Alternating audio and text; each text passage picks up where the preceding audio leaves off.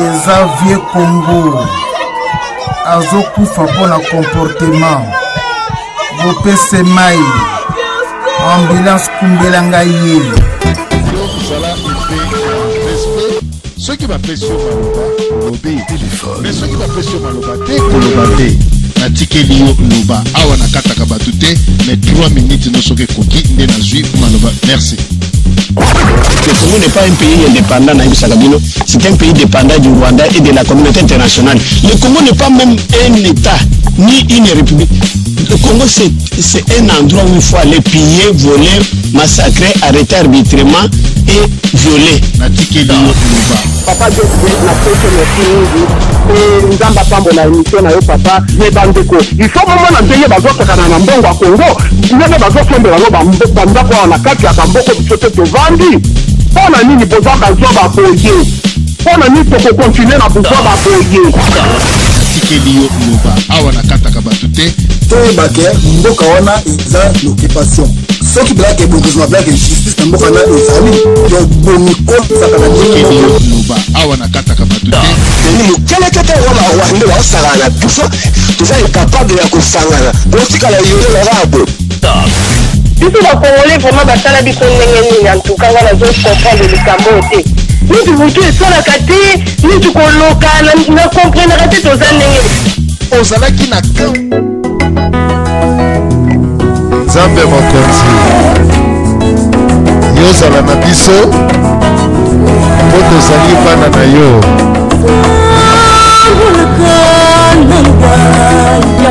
Radio Télévision Lisolo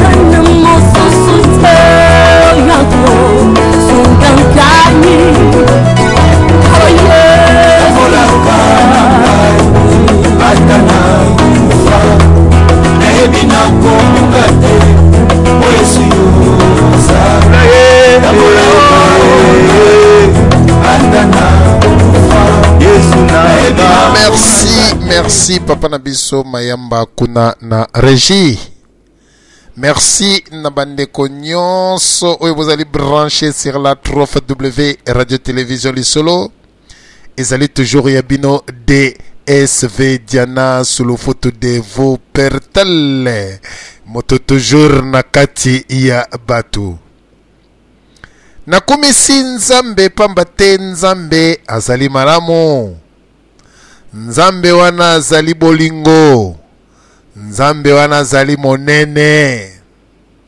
Esika nyonso tu ndeko na ngai ozali azali na yo tango nyonso tu.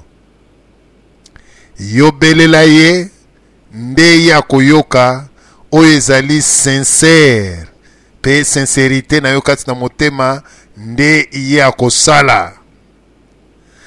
Nzambe amona na malamu na mabota mabino nyonso oyo bozali kolanda biso pe nazali na elikia ete ekimia ya nkolo nde eyeba kofulusama kati ya mabota mabino. Kolala kolamuka ezali habitude te mende soki tozali ko vivre na mokolo mwalelo ngai na yo ezali obele na ngolu na nkolo oyo azali mobateli malamu mopesi malamu mosungi malamu oyo asali likolo na nse bikelamu biso misalami epai na ye yango tozongisa ye lokumu mingi mpamba te ye asali ngai na yo na lolenge na ye. Nzambe wana bongi na lokumu mobateli malamu oyo abateli ampesi mpema ya bomoi mpe abateli ngai na yo mpoto koma mokolo malelo ya solo lokumu mpe machanjoli ezongi nde epai na ye mpamba te ye azali nkolo minganga te moto bazali kobatela biso swe na biso ezali epai ya nkolo bamabota mabiso te nde ezali kobikisa biso bilei tozali kolia ezali kobikisa biso ezali obele liloba na nkolo mpe nzambe wana nde oyo azali na bomoi azali kati na biso. Frères et sœurs, dites amen, amen, amen. Est-ce que esengo ezali kati na mabota mabino? Nazali na kolikia ete epai na bino bozali na esengo ndenge moko epai na ngai nazali na esengo. Nde esika oyo esengo ezali te, nzambe atondisa esengo. Esika oyo mawa ezalaki, nzambe alongola pinzoli na bato na kolela, pinzoli na bato na kosenga, pinzoli alongola pinzoli na bato ya kolela lela pamba te le monde appartient à l'Éternel. Yango tango nyonso tu tolobaka na nzambe wana azala malamu kati na yo na ngai mpe na bandeko nyonso tu. Napesi mbote na ngai na balisolwa mpe na balisolwaze. Napesi mbote na ngai na ndeko na nga Empereur Mavungu Lipopo de Toulouse mwana kenda sango. Mobali ya mere Adele Dalima. Mbote na ngai na le grand pétrolier Fulangenge full option mwana ya Kitodi mwana Mayumbu. Mbote esiko zali kolanda biso sur la 3W radio télévision Li Solo.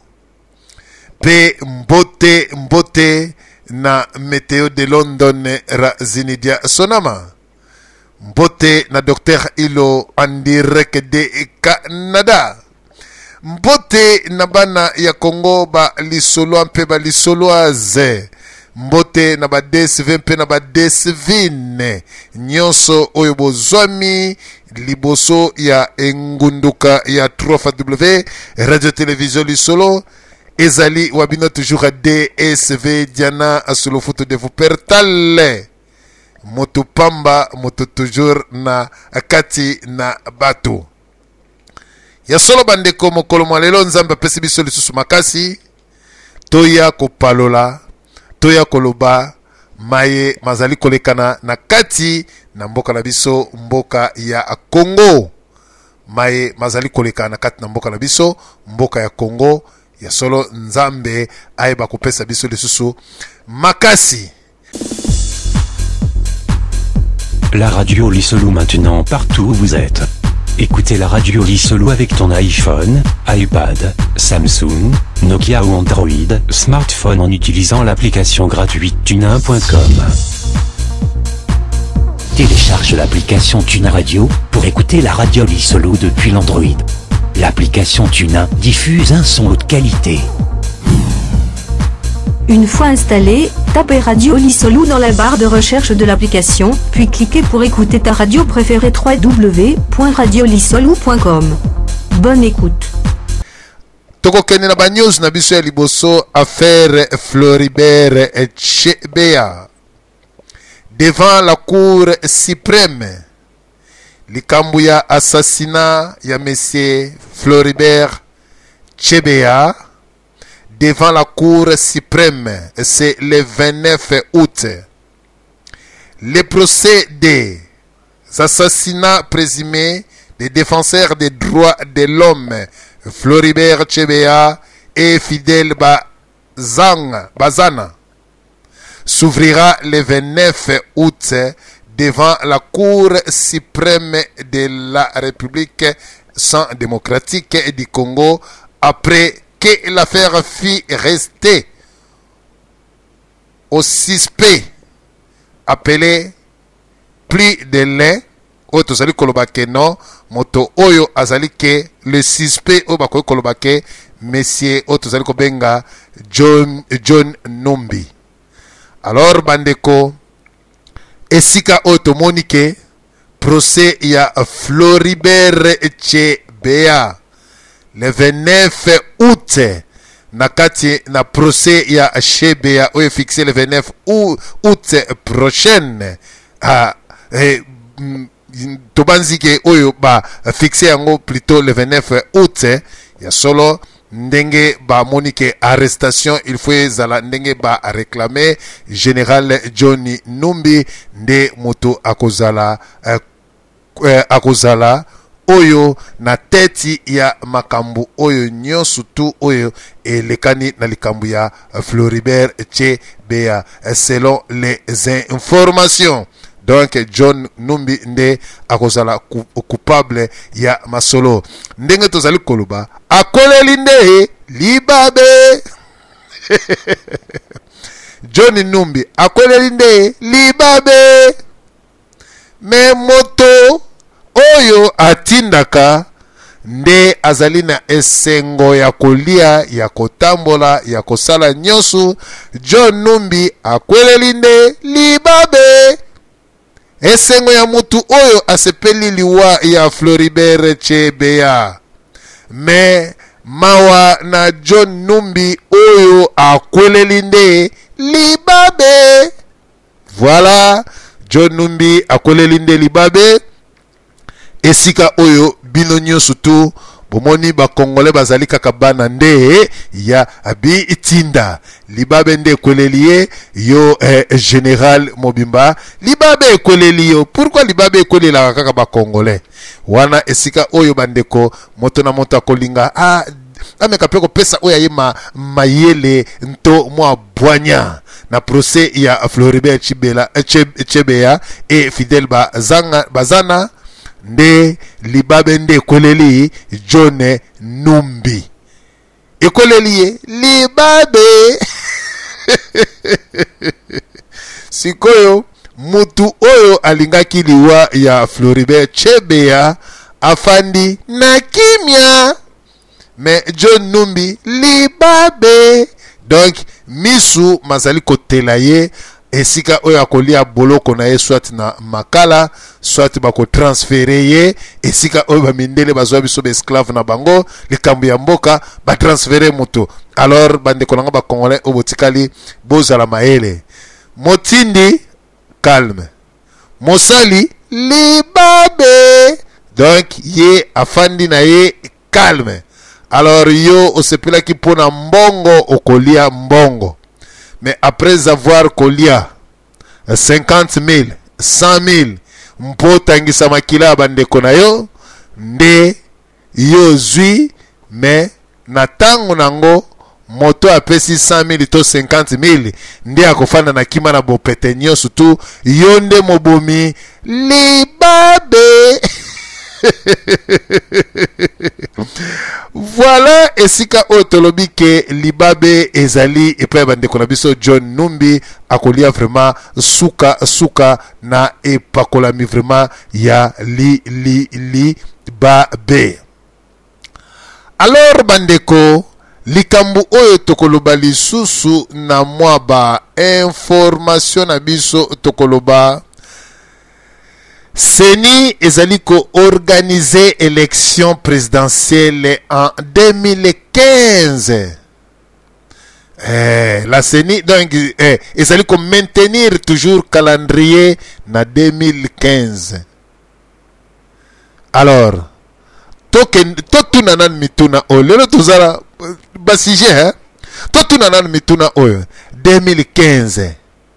Organisation y a l'élection présidentielle en 2015. La CENI ezalika ko maintenir son calendrier malgré toutes les pressions exercices sur elle, notamment par les partenaires et le développement de la Commission électorale nationale indépendante, maintient sa position organisé en 2015 les élections urbaines, municipales et locales selon la calendrier publié en mai dernier. En ce jour, depuis le mardi 11 août 2014, dans les Bas-Congo, le président de la CENI, l'abbé Apollinaire Malumalu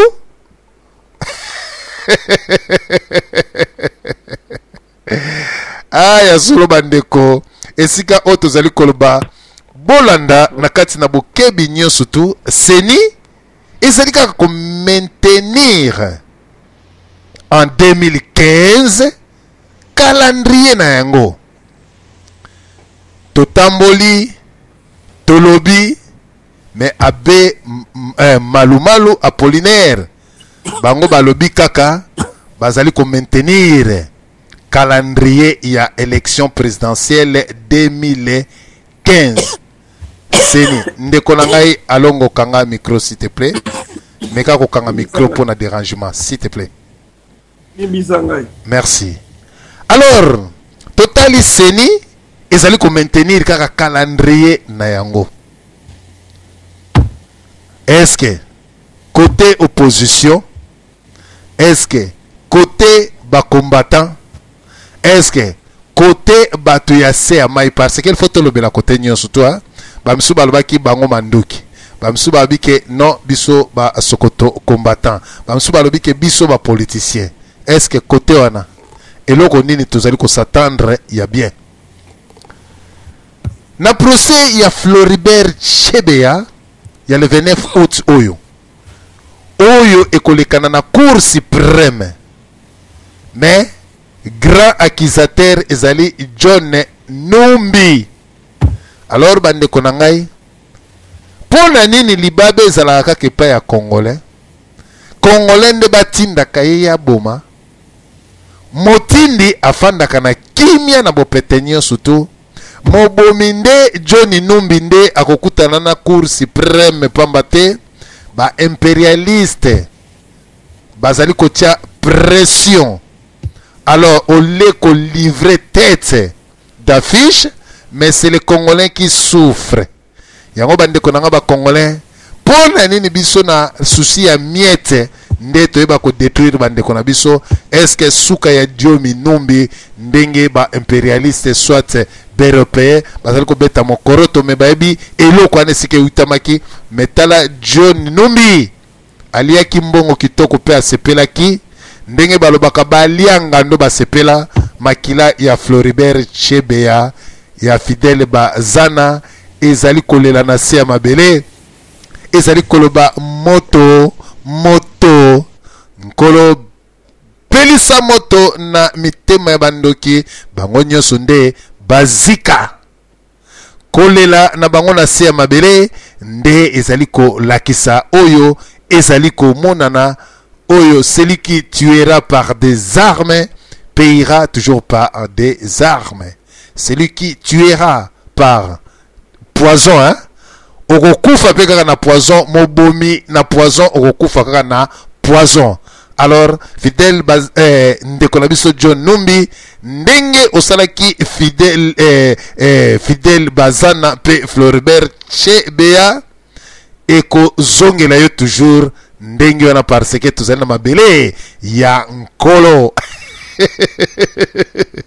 tozali na mabele ya nkolo biloko mibale tokei tolingi bato ya bwanya bakobimisa bwanya na bango tokoti sikoyo na eloko ya motuya oyo toiti koloba bandeko bokanga ndeko nyonso kolinga ko intervenir il faut alakisa bwanya na ye na likambo ya Fidèle Floribert Chebeya Fidèle Bazana comportement nous des Congolais pourquoi avec des miettes tokoyo ko bandeko na biso et puis likambo oyoyo toiti ko beta mokoroto ya John Numbi. Alors bandeko et puis likambo ya seni ndenge ezali kokende mbango et ils sont organisés. Est-ce que koto l'organisation ezali na éviter alors d'autres personnes baza ko leka na ba vidéo bazali ko sala que non nous sommes des résistants et nous avons des armes 12 000 tonnes bande bombana na se mabele rien ne marche. Alors quelle option au batako comme ba congolais parce que peuple congolais azali toujours battu déçu na ba bêtise ya ba soi-disant ba leader soi-disant surtout la kati na diaspora soi-disant des leaders ba leader ba YouTube ya ba site internet oyo bazali kotia polémique na kati na communauté na biso oyo ba sali lokola neti ngana zwa koto batunanga ngana zwa koto batunanga pour créer zizani et créer mésattente entre des combattants et des combattants, entre des compatriotes congolais et congolaises. Voilà, et si eloko oyo la radio Lisolo ezali wana pour nako palola, pour nako gratter oyo nyosu ezali mabe esengeli do na mpwasa. Yesolo bande koto kote lisusu na moboku na biso pour na koloba abandon. Pona nini lelo to na thème oyo abandon. Cela veut dire, vous m'avez abandonné. Vous m'avez abandonné. Vous m'avez abandonné. Surtout batoba yebaka mwa lopoto mingi bangonde bako kota vraiment que non abandon bo abandonné ngai. Bo abandonné.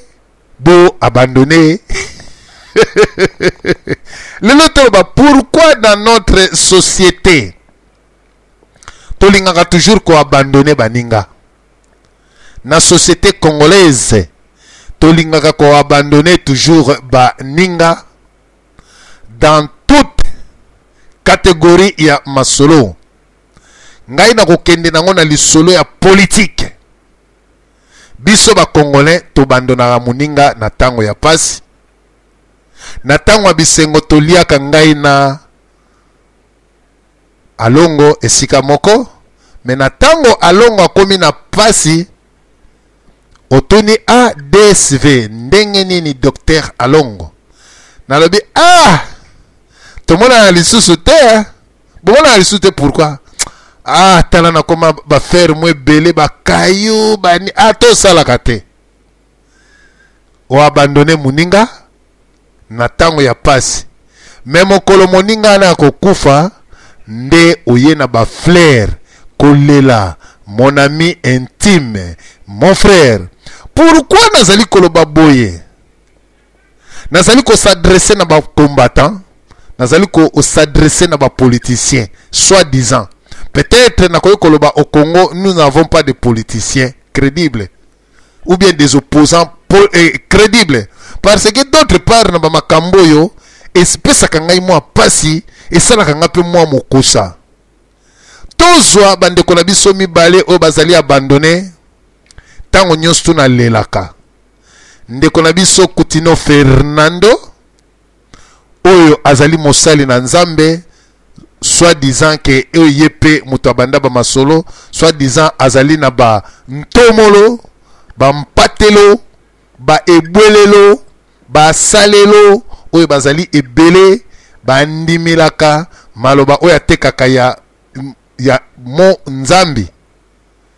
Mais tous ces gens-là, des pasteurs, des diaconos, des évangélistes, des prophètes, des archbishops,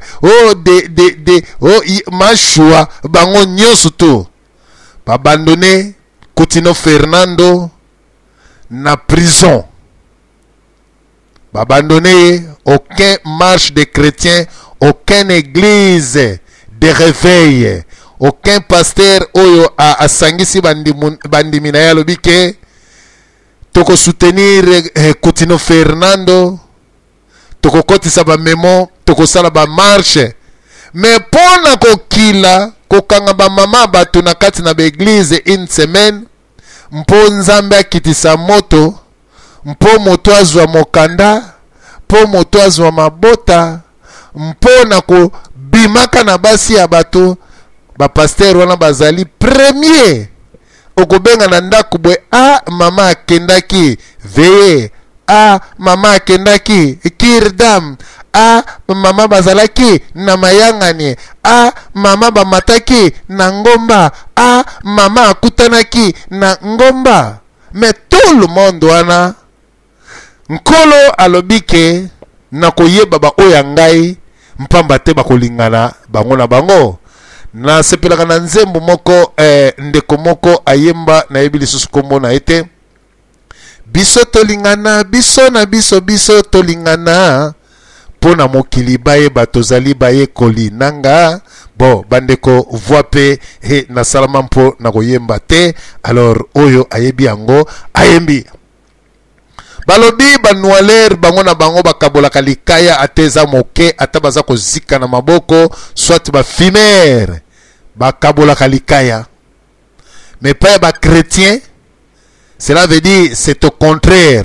O bazali ko benga que non, vous êtes dans le monde, nous sommes en spiritualité. Donc tozali bato spirituel, to mona kankolo to fanda kanaye, mais bato wana nde bazali mitema mabe koleka nde zaboloto lisulungutu. Bolingo zalite Coutinho Fernando nde babwaki ye jusqu'à présent tozali komona ni kota na teleme na kota ba pasteur eloko moko te. Est-ce que ba pasteur wana soki bazali ya nzambe bakobanga moto na mokili balobi na kotelemela oyo ezali mabe me nzambe na ngai akozala na ngai ndenge toyokaka, mais c'est la fausseté. Alors tokei epa ya boposant ebele ya boposant ngai nazali koloba yango na banga moto te.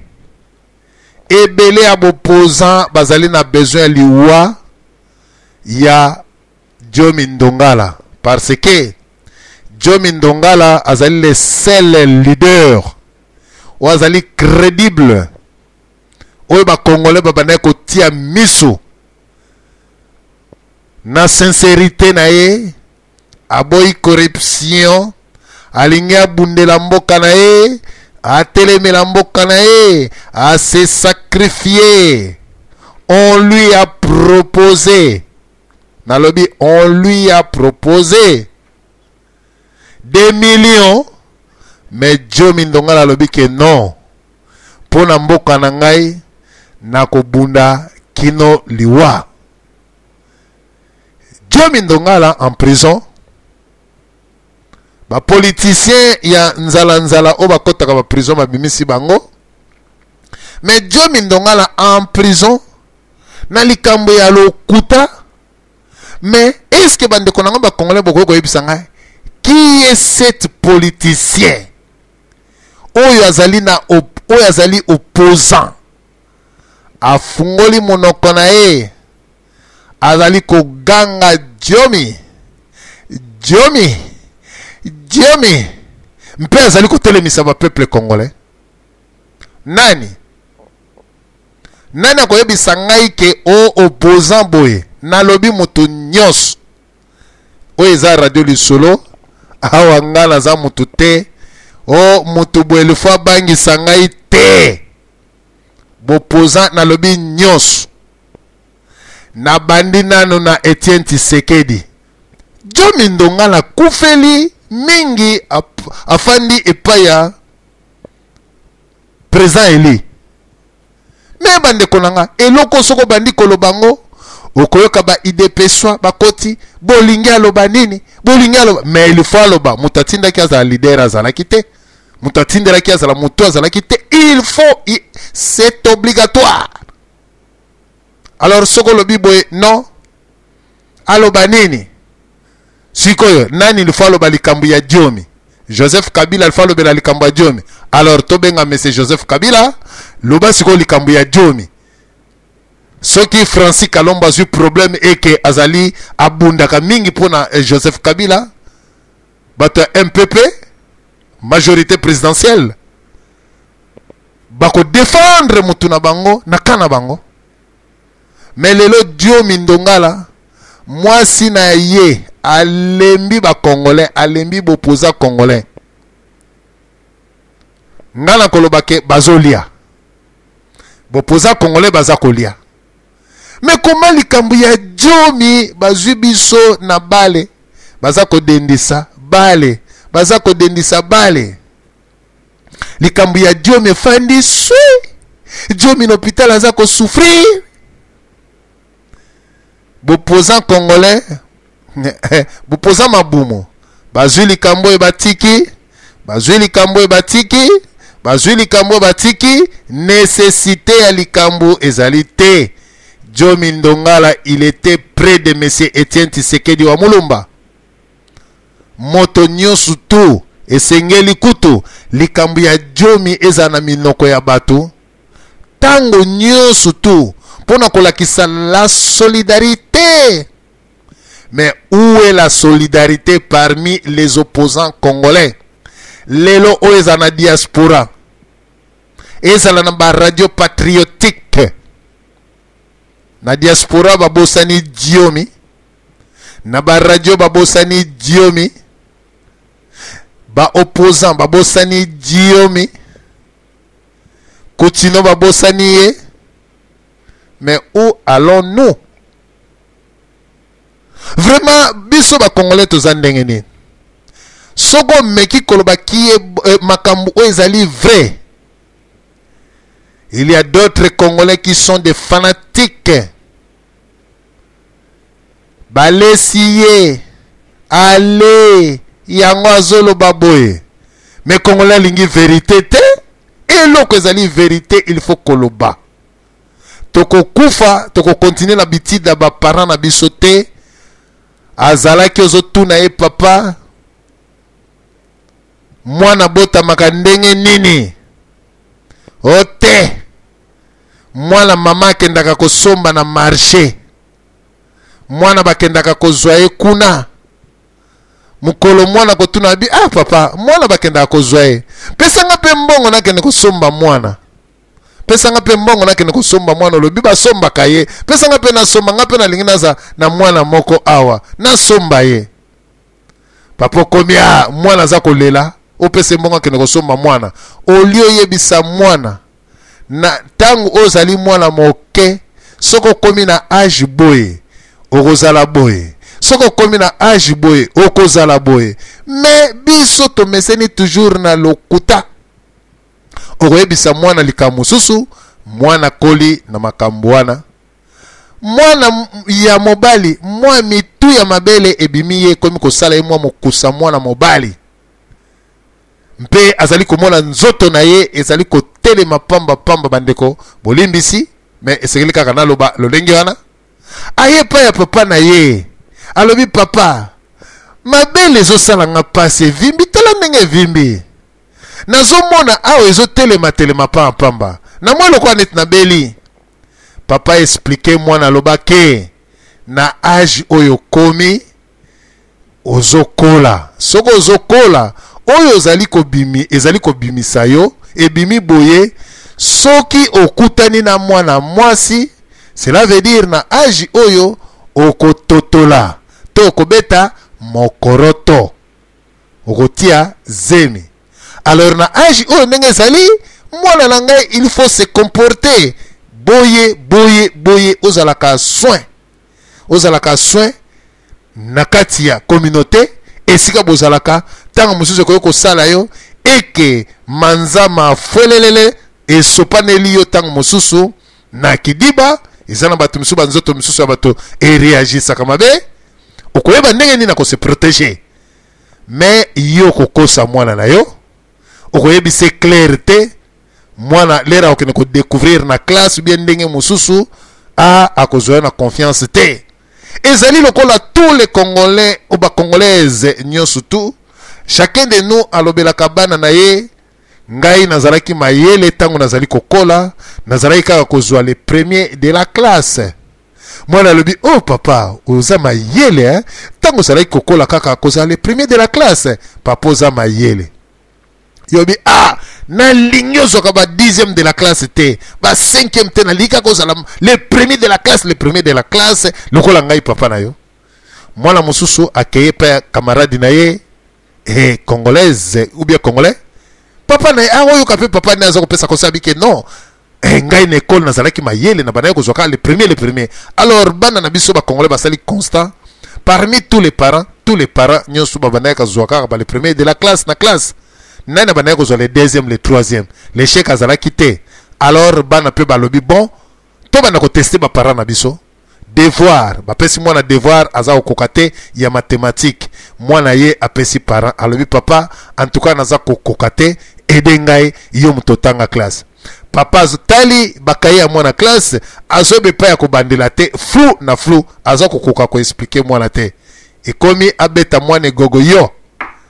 Mayele zate zoba tango babandaki kotangisa na classe professeur olandaka te ale kende kosala yango yo moko kuna na kolakisa te kende kosala yango moko papa oyebi te oloyebisa mwana oyo ya bino sikoyo nazomona flou to mwinde étoile nayebi te lokola tozali bato ya lokuta obeti mwana egogo ale kende kosala na classe olalaka kende kosala or ke mwana azali na besoin ya aide esengeli koede.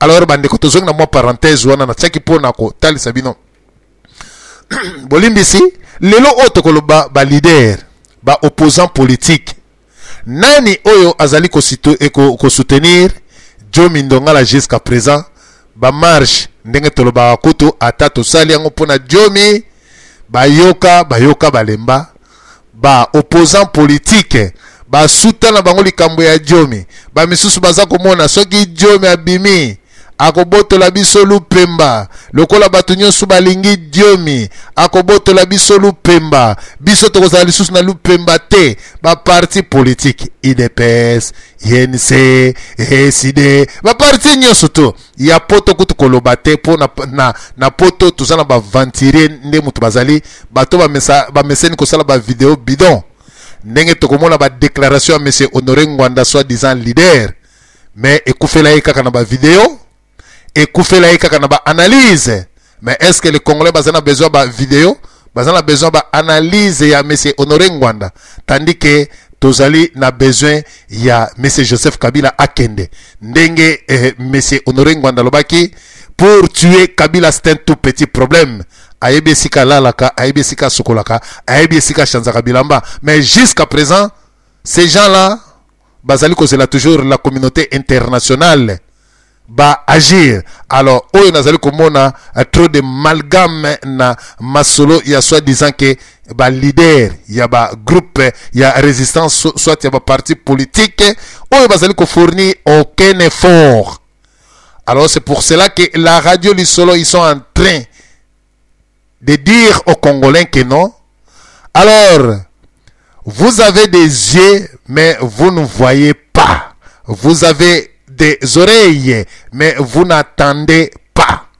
Bozo yokate bozali komona te eloko ni bozali komona te bandeko na ngai radio Lisolo ezali ko telemisa bino malgré que Léopold Aloba on ne réveille pas un chat qui dort, mais la radio Lisolo ils sont en train de vous réveiller tous les Congolais bo telema likambo ya mboka etali parti politique moko te etali leader moko te mwana ya Congo nyonso tu azali capable ya ko diriger Congo selon ba compétence oyo bazali na kati na pouvoir wana oyo bazali na kati na armée. Est-ce que bandeko nyonso bazali na kati na armée balati bapete ya minene est-ce que baleki yo mwana ya diaspora na mayele? Est-ce que baleki yo na compétence? Est-ce que politicien oyo bazali na kati na Congo baleki yo na compétence baleki yo na nini? Mais pourquoi biso tozali kaka toujours na se ya makolo ya bato? Alors yango nazali komema bino nyonso bandeko na ngai ba Congolais pe ba Congolaise makambu oyo tozalaka soko ozwi likambo botiki bo changer likambo or que mundele likambo oyo babandaki soki nanu esili te bako changer te. Combien de déclaration ba Congolais bazali kosala et que babosani soit na objectif ya kati ya masolo. Jomi Ndongala nana kolobela ye Fernand Coutinho nani akolobela ye ba pasteur nyonso tu bazozela Coutinho akufa église na ye bango baya bapesa ba prophétie bayiba bandimi ba opposant baza kozela pe nani Jomi akufa po babotola bango ki leadership te ke leadership etikala soit na bana na bango soit ki leadership etikala na bango moko mais Jomi nde bakabiye nde mbeka nalobi yango Jomi Ndongala bakabiye mbeka yango moni ba politicien congolais boposa congolais likambo ya Jomi nani abetelaka ngo mokoroto nani abetela ngo mokoroto tout le monde bazali kaka kotala part ya gâteau na bango ngai nazwa po nakoma boy ngai kaka balobelaka ngai. Cela veut dire les opposants congolais bazaka bato bazali moi bandima Donc tout c'est lui. Yeka comme tu fais à la côte. Père ndenge balobaka, père de la nation, père de nini, père de nini de nini, père de nini de nini, de nini de nini. Balingi kaka bango.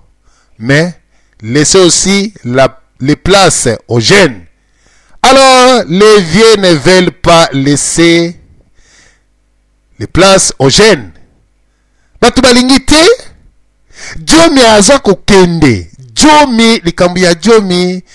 Coutinho Fernando, est-ce que bokoye bisanga na Congo réellement que bozana basana na Nzambe balobi ke soki muninga na bina za na problème bo soutenir ye basana na Nzambe boni baza ko soutenir ye na ba marche bozo mona bango mais bango wana tout près et pas monsieur Joseph Kabila ko pesa ba prophétie ya mpimbo ozali malamo Nzambe aponi yo toute autorité vient de Dieu. Ah, ba misusu ba bimisi ba cantique de cantique.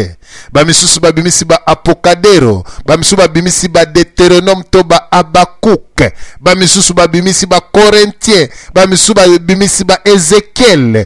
Oh, la Bible nous dit, la Bible, il faut respecter les autorités.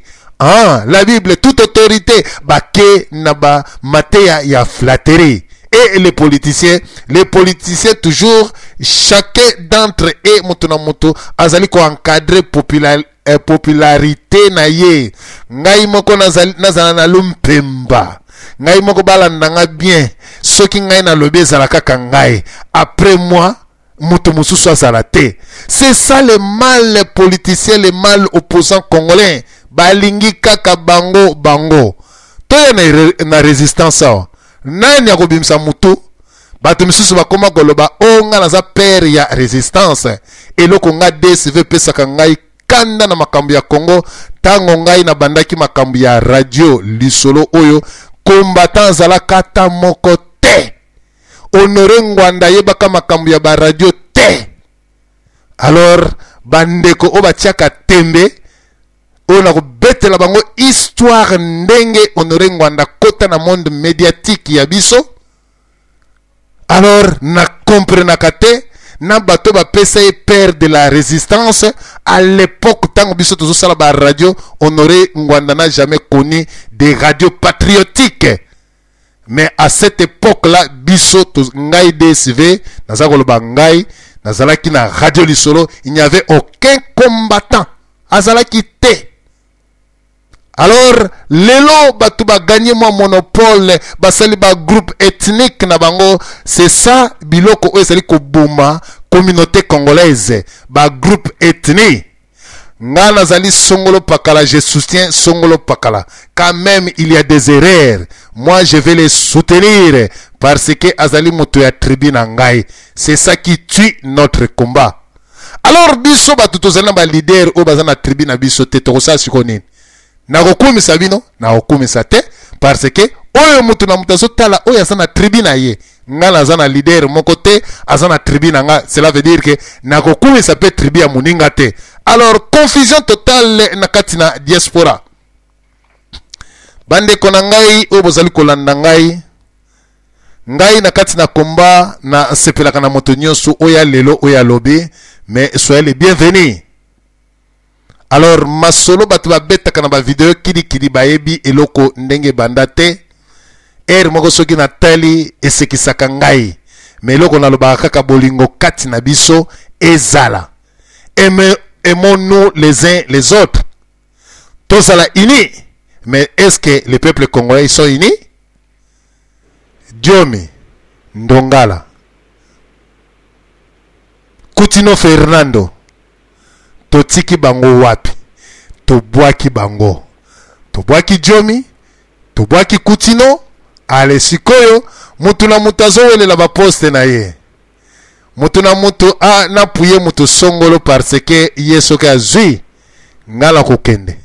Nazala ata bato mutu azosala mabe soki kaka zui ngala kozala. C'est ça le mal congolais. Likambu ya Diomi Ndongala, Coutinho Fernando, ba pasteur kosalisa ba campagne.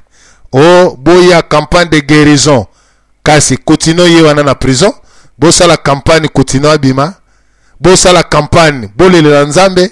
mais bosalaka yango te parce que tout le monde baza na bango ya zabolo. Voilà bandeko na biso eloko na memela kibino na mpoko malelo mpamba te to pasola mpoke nde na fungoli li na ngai bandeko nyonso bakobenga nde bakoti nde na bandiko pesa maloba. Na pesio maloba Dr. Alongo. Na bandi bandeko moni mikolo yo tozana ba sujet ni bale ozo tulisa biso na motema mingi oya ebi aza combattant solo.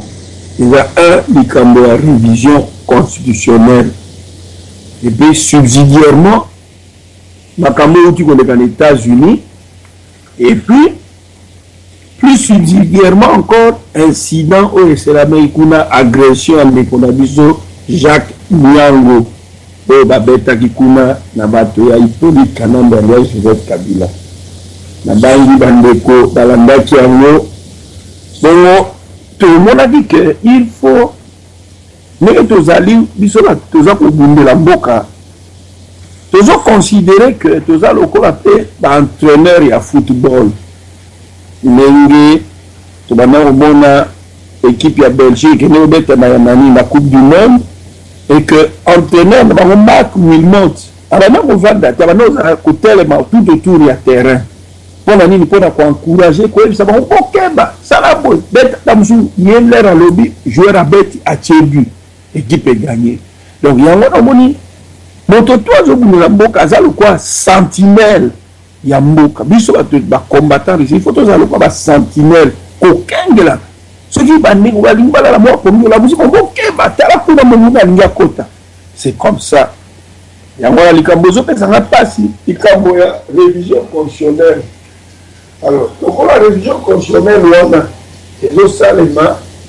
Namona que non, na koki ko tika boete. Il faut ndame ka opeso ya ngape mwa makani. To mwa ndambo o ngada yebi. Pourtant vous ko sali ça peut ba imboka. Yangona na sengi na sepela malheureusement na côté un programme on a évité pratiquement les bonengela ki. Mais namona que il est nécessaire que ndame ka ko sembola mwa mokeli ka mwa révision constitutionnelle. Parce que les autres en mboka na biso ndenge makamo maza koleka pour celui totali malamu soto vani mboka ekokende to bako dribbler peuple na biso yango na moniti na bagi na kota mo mukina limbola révision constitutionnelle mais révision constitutionnelle les autres ça mboka na biso na kozana mo mutu na ka muke est-ce que les autres salama na intérêt à peuple est-ce que les ali volonté à peuple. Est-ce que intérêt à peuple les alliés? Est-ce que patriotisme les a parce que révision constitutionnelle, il y a constitution, il y a son amokile, ça na patriotisme. Parce que constitution, la définition na yango, les alliés, loi suprême d'un pays. Voilà constitution, ne va définir yango. Na latin, bazo ben yango, mater iuris, ou bien la loi mère d'un pays. Donc, parce que l'acte constitue d'un État. Au moins, il y a un État. Alors, bolingo ya mboka, bolingo ya État, to ya patrie, il y a un patriotisme. Donc, révision constitutionnelle, moko te koko salama sans qu'il y ait un patriotisme, sans qu'il y ait un intérêt, sans qu'il y ait un avancement ya makambu, avancement ya démocratie. Donc, ce qui révision constitutionnelle est mis en dehors, il y a patriotisme, en dehors, il y a intérêt supérieur de la nation, en dehors, il y a aspiration à peuple, en dehors, il y a avancement à la démocratie. Alors, révision constitutionnelle, il y a malamuteza, il y a le kuta. Mais la preuve aussi que, tout ça, Kolanda, Pato a PPRD, la majorité présidentielle, si on a le professeur Évariste Mouchaba, dit qu'il faut troisième mandat pour Hippolyte Kanamba aller à Joseph Kabila. Troisième mandat pour accomplir aussi les 5 chantiers à 6 qui étaient pas du tout mandat pour surtout la sollicité. Or, tout le monde aux États-Unis, Barack Obama c'est la deuxième mandat. Et ça on a souka. Quand on aussi là à Okangabisarane, assis les 5 chantiers, 10 chantiers na tout à Okende. Mais n'est pas na biso, bazolinga révision constitutionnelle pour la moto boko.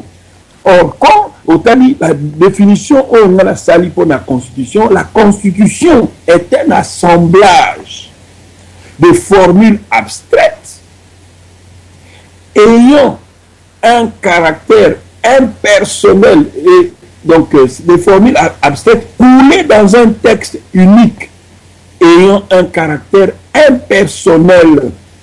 Donc, cela veut dire que la Constitution est à mon côté. Et en plus, reflétant la volonté du peuple, d'un peuple établi sur un territoire donné. Et puis, cette Constitution aussi incarne les aspirations profondes d'une communauté. Voilà la définition qu'on a inventée pour démontrer la Constitution des amis. Mais alors, Constitution des amis, impersonnelle, à côté. Et ça, une volonté à bâtonnos. Et comme pour la motomoko troisième mandat. Alors, il y a moins ils ont fait ça, non, il faut que ça va ninga la likambo la liba sala. Ce qui est révision constitutionnelle, ils ont ça pour faire ça motomandat. Alors qu'article 20 de l'article 220, ils ont fait ça. Ils ont très bien que le nombre et la durée des mandats du président de la République, l'indépendance du pouvoir judiciaire, le pluralisme politique et syndical ne peuvent faire l'objet d'aucune révision constitutionnelle. Donc, on a 4 l'article 220. Mais l'article 218, c'est ça qu'on peut s'habituer sous 4 possibilités à réviser la Constitution. 1, l'initiative du président de la République. 2, l'initiative du gouvernement après concertation du Conseil des ministres. Et puis, 3, les alliés. Initiative, il y a l'une des deux chambres, c'est-à-dire chambre haute, parlement, assemblée nationale, ou bien, comment pourrais-je dire, Sénat. Mais bien que la majorité, la moitié, il y a des parlementaires, il y a des sénateurs, tout ça, la révision constitutionnelle, ça projet, ils ont un projet. En fait, ceux qui nous récolter 100 000 signatures, c'est-à-dire une fraction du peuple congolais, ils ont s'exprimer à travers 100 000 signatures et à pétition, ça la projet. Et ceux qui n'ont pas été, tant qu'on aussi ça il faut que nous déposions l'une des deux chambres, c'est-à-dire la chambre haute ou la chambre basse, et pas les députés, et pas les sénateurs. Ceux qui vont déposer, on peut qu'il y ait un référendum. Référendum, il faut expliquer la constitution de Minogonyos, na Chiluba, na Kikongo, na Swahili, na Lingala. Ndeko nangai nabanzi makambo ozali koloba, c'est déjà dit. Pambate na radio du solo, émission oyo ozali koloba, et si eloba maki déjà na kati na radio du solo selon la constitution, débat oyo oye na yango. Et si elobamaki mais na koyebi soki biloko nyonso tu ozali koloba, donc ezali kaka eloko ozali koloba tika oloba, parce que eloko moko te na kati na Congo oyo koyo kolanda pétition et que esalami pe ba signer soit référendum bi eloko moko boye esalami na Congo ezate na Congo eloko nyonso tu par la force. Sans la force tokozwa eloko moko te. Boko Salata, combien de milliards de signatures Kabila longwa ko longwa te par la force. Constitution est changée te et ko changer kaka. Alors gouvernement na ezali gouvernement oyo ya ko sala ba pétition te na biloko wana. Au moins boluka ba option mosusu nde eko marché. Biloko nyonso tu na banzi soki tozoko kende kaka na biloko ndeko na ngai docteur Alongo ezali pongi ya bomoi ou bien cimetière oyo tozali kokende nalingi na intervenir moi moke ya solo na monde buzwa komia bla bla bla bla mais olinga te droit il faut loba mandenge droit loba maka kasi nde constitution ezali wana ndeko na ngai Elongo droit elobama ndenge elobamaka makambo tu oyo na rozongiselo maloba peuple congolais pouvoir ya kosimba mandoki pouvoir ya kobunda mpona kosikola mboka kasi nalina ebiso une chose mawa na ngeza nini baparti politique nyonso baza sur le terrain tant bosi boyebi ke basi baverrouiller basali makambo nyonso article 64 ezopesa bango pouvoir ya constitution na bango résolution 15-14 du 14 décembre 1960 ezoloba nini le droit des peuples à disposer d'eux-mêmes, c'est-à-dire yango moyebi biso tozobunda na libanda mais baparti politique oyo bazala kati mais comme et là on ne peut empêcher on va organiser même basodo ya ba ex fazo ba lia kate ba sali cotisation ba pesi ba mo ata 300 boy ba sangumer penza bato ya pouvoir voilà mais comment maluma la zozonga la tête ya seni c'est parce que ça qui était azami à l'aise c'est parce que ngoimundu ndape ba sala qui est l'autre côté. C'est vrai que mais biso tout ça musica certes tout ça l'autre ça mais bon ça sur le terrain surtout la partie politique sans exception il y a un moment biso tout ça le peuple mokonzi pour nani tout le monde dit que peuple mokonzi et qu'on s'est détaché dans la partie nyonso na ba politicien baso o yazo bundaka pona Congo simplement Congo aye na peuple mokonzi. Merci. Merci Nekonangai.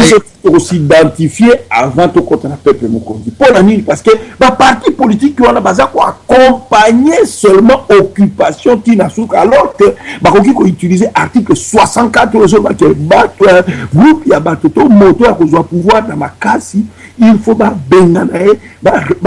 résister contre eux. Mais ça fait presque 3e année en gros, papa. Merci. Alors, Ndekonangai alongo to kende na bande comme sous yo zala to peso loba alongo otalisi biso makamba parti politique ba constitution ba article onga na biso ezali tout d'abord ndoto mpamba te Ndekonanga alongo yo ndengo ozali wana ozali soldat bien formé bande ko baye bakate ozali soldat bien sonabi bien formé alongo officier. Mais au fandino ana poto sala ba marche officier au soldat au kowa pone kolo mais kowa pone kolo pona ba marche kita na terrain sur le terrain aux ali soldats de formation aux ali ba soldats o ya pamba te batu o ba ebi alongo te ba ko mone tam so sa combattant sala vite aux ali soldats bien formés alongo o ba stratégie belé au fandika na poto kaka na ba YouTube ko sala ba déclaration. Mais or que aux ala makambo belé Congo ezali na besoin na yo kita sur le terrain aux ali soldats de formation ezali ba faux soldats o te ba pesa ba combo ba général ba ngadia dia te yo tikala ko pesa ta combo te que au général kingani mais aux ali soldats bien formés mais na poto awa trop de YouTube trop de blabla sur le terrain de eloko nde tolingi ke alongo okufa pone kolo na yo kita sur le terrain nde eloko ko marché ndenge lobi ke pouvoir bazwaka ngo na force yo ozali capable moi je te soutiens parce que ozali soldat de formation wana naza ko confirmer ngo devant tout le monde na za sirke na kosite donc yo moko yebi eza bato te ke babimi onga soki boye soda o adjudant soki banani na boye na beta moi libako me bino moko boyebi alongo kangisa bandeko nyonso ba soda oyo yebi oyo forma bango bazali pe ana poto bandeko no misusu bazali na kati na Kinshasa bobundela mabele na bino tikande ba video oyo ya kosala sala mwa mingi nakei epa ya ndeko na ngai enfano alongo sana na biso na lile okoza susu maloba mbalasi na basembola mwa moke etumba balengelaka yango ngulu te okosila bakosilisa o basoda na yo. Merci. Pour préparer plan de guerre et puis on peut attaquer dans le moment où on peut attaquer. On peut attaquer n'importe comment et n'importe quand. Merci. Na minute c'est très important parce que moyen ko attaquer sans la kekuna naza à couverte bakobomanga le mususu sans que na sala même na atteindre objectif. Or soldat avant kufa il faut kufa comme devant objectif au kufi ça va. Mais ce qu'on combine un objectif c'est pas bon au saler l'autre côté. Merci. Il fait la BSV pour la symbole moi moquer place. Merci. La marche un peu oyo pour minimiser marche pour marche pour que saler que makaomingi échanger. Wana nazali na kati na koyeba ko former bana mingi na université donc la perte de temps nga ate na ba marche kaka. Merci ndeko na ngai alongo marche esali eloko ya munene eza moto na mapinga il faut ko fiakola yo mo afimbu bongo parce que biso tozali ba civil ngana tikala koloba teke nazali soda moto na mapinga il faut ko fiakola mo eloko wana soko zalaki civil ndena ngai ko kenao na lolenge mususu. Merci pour le maloba na pesi mbote na ba réponse baza ko landa biso na radio du solo na ba baza ba ndako na ko ba boye bande ko to respectaka to bakate ngana bakate ki batu balanda belé na ko comprendre que batu balanda biso belé alors bozo ba to tika bande ko boni mbisi DSV, les allez ça n'a pas si. Na quand il me colobi 52 minutes depuis avant Koloba, mais je regrette non seulement que va sujet pesami, mais quoi respecter va sujet et puis abimisi sur le sujet mais na moni bolimbi sinde qu'on a fini yote hein. Politique de la bon ngai pitié de la raté. Pour nga c'est du blabla. Na on répond d'abord premièrement, tant à l'article 64, ba lobi tout congolais. Bon apparemment il y a ça congolais. Parce que tant que tout Congolais, a un droit à commettre un échec. Donc tout Congolais là, il y a des banda, là, il y a Kati. Mais il y a des qui sont partis politiques sur le terrain. Mais il y a tout Congolais. Il y a les partis politiques. Hein? Après, si exemple, il faut se préparer. Mais qui vous dit qu'il y a comme vous allez se préparer? Et bien, parti politique, tout le monde se préparer. Dans le Congo, ici, dans le Congo, dans le Congo, bateau va nous faire musala soda bateau va zoba. Nakala, et là que de toute façon, enfant noir n'a dit que yo musano ka ko attaquer. Voilà n'a dit le pardon. C'est dit que au côté na sujet musako la sujet na la constitution na coup de docteur moi ça maloba docteur yo babanzi ndeko enfant noir na mona tika bino parce que ndeko enfant noir kende na zonga kaka na sujet zonga na sujet mais on a le sujet du jour docteur Alobaki, docteur Alongo, docteur, le respect docteur Alobi, docteur, si quelqu'un peut le battre, docteur, s'il vous plaît, il vous a dit ça, on continue.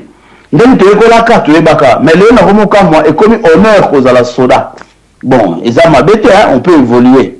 Mais docteur, à ce temps, il a besoin de temps à fond le livre, article 1.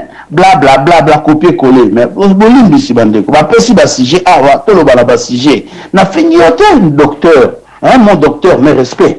Hein mais faut misala et la kisa. Malobe le kamuke misala le kebele.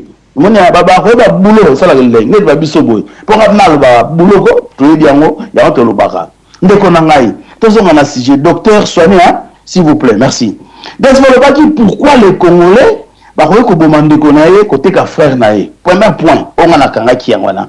Mais c'est clair, Congolais on parce que ba docteur Nabiso, ba terre Nabiso bien té. So David docteur no ba to mayele ba docteur Alongo, ba docteur Tshisekedi, ba docteur Ngwanda, ba docteur Nani, ba pasteur ainsi de suite. Ba terre peuple bien té, yangona peuple azali mal instruit. Dans le ba ki le romo na banda na le ba ki awa. Yo pense que 50 minutes, nga personne dit 50 au sala bien. Te orozo 50 minutes te 10 minutes bande ko bazebere na pesa docteur au PC 50 pas docteur oui pour aza docteur yo za docteur te yaza docteur il faut te respecter docteur olimisi na biboye pela nini na lepisa na bino lo romoko wa ngala lo ba boye deux na ko senga na yo mokolo mususu penga bosa l'émission spéciale bozo mutu moko bo dileti docteur bona na maloba na spa lo ba bo tshona émission ndengi cocktail molotov ataka bolobi quelle beauté de mission na e enfin nous on peut beauté de mission tout ce qu'on peut yoka nani azana ligne nani azana ligne T. Alors c'est là que le peuple va comprendre quand quelqu'un qui change à gauche à droite je m'excuse ça n'a pas valeur T. Na ça bino que la culture congolaise ou l'éducation congolaise est basée sur les mensonges le kuta et qui est belé na le baka on a radio bolanda vous verrez que tout est basé sur les mensonges yangona tozali ko kokate comme ba éducation bana bala muté yo mo lobi até papa, moi, mes amis, na somba na wenze. Mensonge. On a très bien. Peut-être que parce que nous avons une façon de mais si tu comprends que tu charges maloba, au moins, on a bien fait langage là qui c'était une stratégie, autre ça qui est bosso, il y a un mais ce que tu comprends, tu là. Docteur, na maçon, le fou chroniqueur, tu peux ça exemple, hein? Nani a solo, tu comment écarter que papa. Le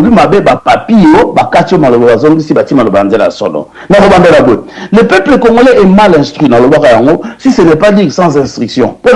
Parce que l'éducation est basée sur mensonge. Nous n'avons pas de valeur de zongi, de bandela. De côté, la référence de la réussite au Congo, c'est quoi? C'est les musiciens. Et comme ce qu'on dit, or ils vont dans la musicien.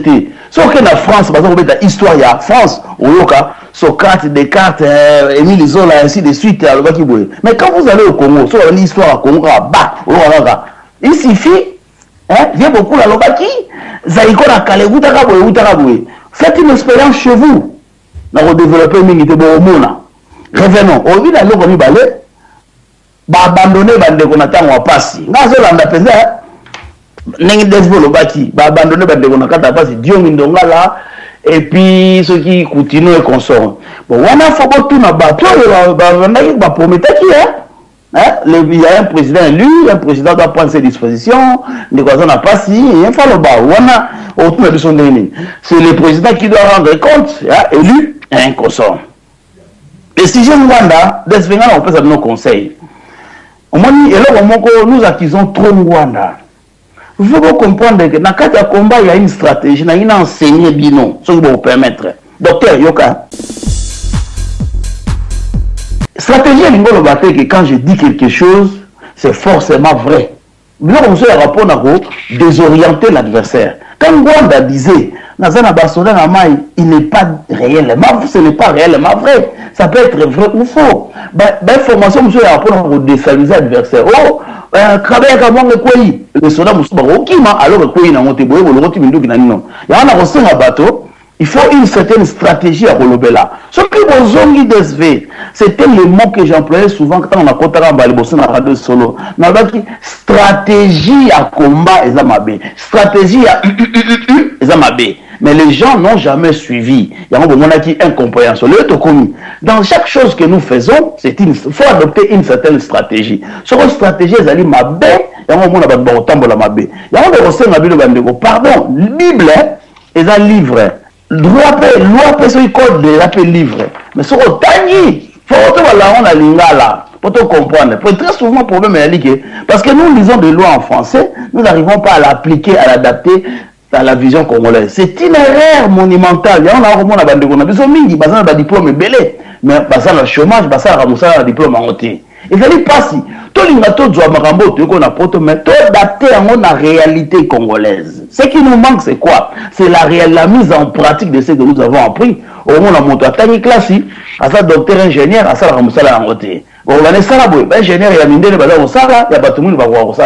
c'est ça ce qui manque chez nous. Revenons maintenant au sujet, ce qu'on dit, Bolbaki Makambo ya Washington.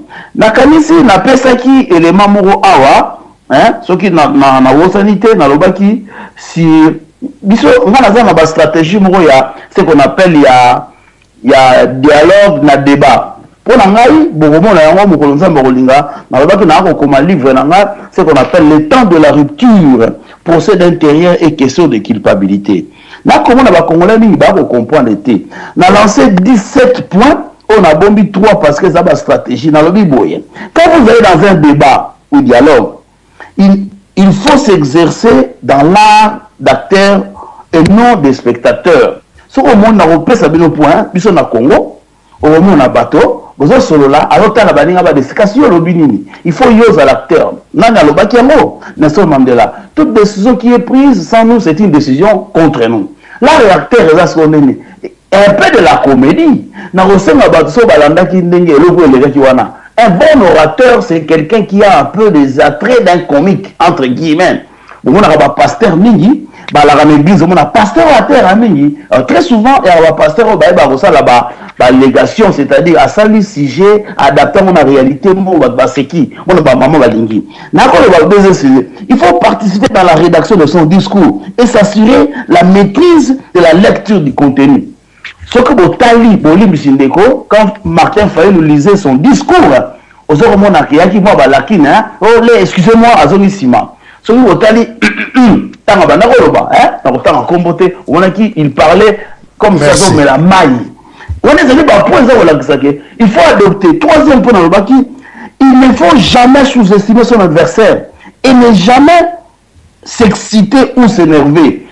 Ici, M. Martin Fayet, il s'énerve, il y a des fois trop, mais il faut se reposer. Ce que monsieur, merci de Konabiso, enfant noir, na intervention na Toker Bandeko Bazali, Ebele, docteur, on peut se 50 minutes. La banzine de Konangaito, au Koyoko Pesa, 50 minutes, n'a pas tout total. Mais là, on peut pas les bateaux bavoyer. Atangaki ba minute ya solo. Oui, Mendeko, DSV, Bolimisi, biloko pena mayele. O batu bakoyi ko yekola, bozo boya. Bon, c'est pas grave, nazongi sinanga maloba. mais nayebisa bino eloko moko asuka kaka mpo natika maloba nayebisa bino eloko moko nabomi bapoint na nga nalobi chaque débat ou discussion il faut s'exercer que au finir débat ou nakanisi oye na mituna moko oyo eza ya motuya mituna oyo esengeli tokoka kozwela yango biyano mpo tokoka komisosola mpe tokoka koluka banzela ya kobima na kati na mpasi oyo ezali kokanga biso na kati na mboka likambo oyo lobi ya biso bakongolais ndenge nini mobomi ya congolais ezali kaka congolais azalaka le premier ya kotika ndeko ne na kati na pasi congolais azalaka le premier ya kotrahir ndeko na ye. La radio Lisolou maintenant partout où vous êtes.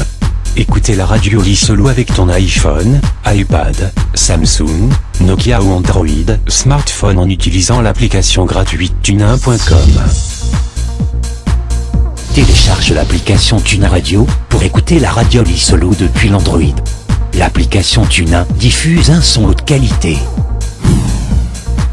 Une fois installé, tapez Radio Lisolou dans la barre de recherche de l'application, puis cliquez pour écouter ta radio préférée www.radiolisolou.com. Bonne écoute.